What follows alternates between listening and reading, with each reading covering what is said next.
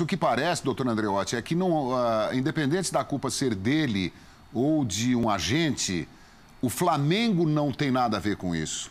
Porque ele estava a serviço da seleção peruana e o doping, chamar assim, né, entre aspas, né, teria ocorrido no momento em que ele não prestava serviços ao Flamengo, né? Ou seja, o Flamengo é uma peça estranha.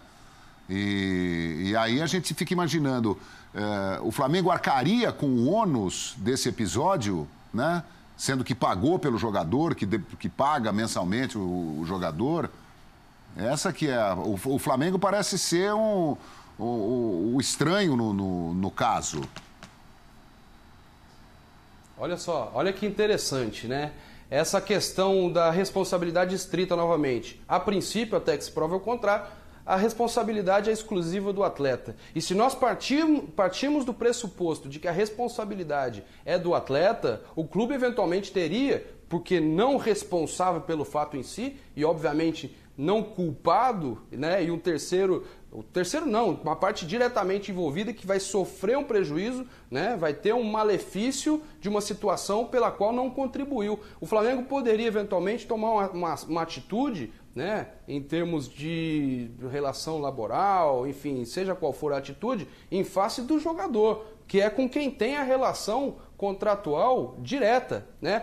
Analogicamente, é muito importante que a gente traga um fato relevante em termos de evolução legislativa, legislativa no sentido amplo, abarcar também as normas da FIFA no cenário do futebol internacional. Há muito tempo atrás, né, sempre a convocação dos jogadores sempre foi obrigatória, é um princípio, para que se resguarde inclusive o próprio sistema desportivo e principalmente o próprio sistema futebolístico. A convocação é obrigatória e muitas vezes o atleta, jogando por sua seleção nacional, acabava se lesionando. E o clube, que não tinha nada a ver com aquela situação, acabava sofrendo os prejuízos. Isso foi vindo de uma forma que os clubes se uniram e acabaram conquistando, isso foi uma conquista efetivamente, o direito de ser ressarcido nos termos das normas da FIFA, foi o programa de proteção de clubes da FIFA, para esses casos. Enfim, é uma situação análoga e que a gente pode entender como exemplo, como modelo a ser observado para entender a peculiaridade que gravita o futebol, né? Então, nesses casos, o clube não tinha relação com o evento danoso, o atleta se lesionou jogando por sua seleção e agora, quando esse fato ocorre, o clube tem direito a ser indenizado. No caso do doping, no caso dessa situação, até porque a responsabilidade é do jogador, a princípio não há uma regulação, né? Não há uma norma que regulamente essa indenização.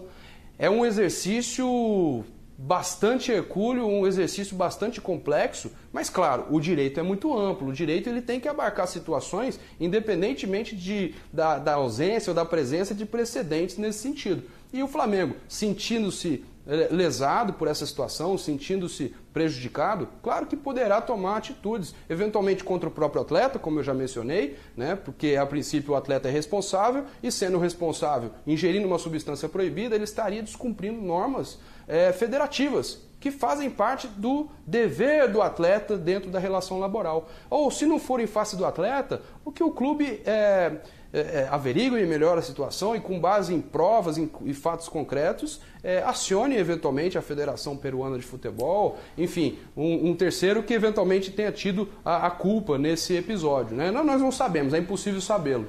Claro.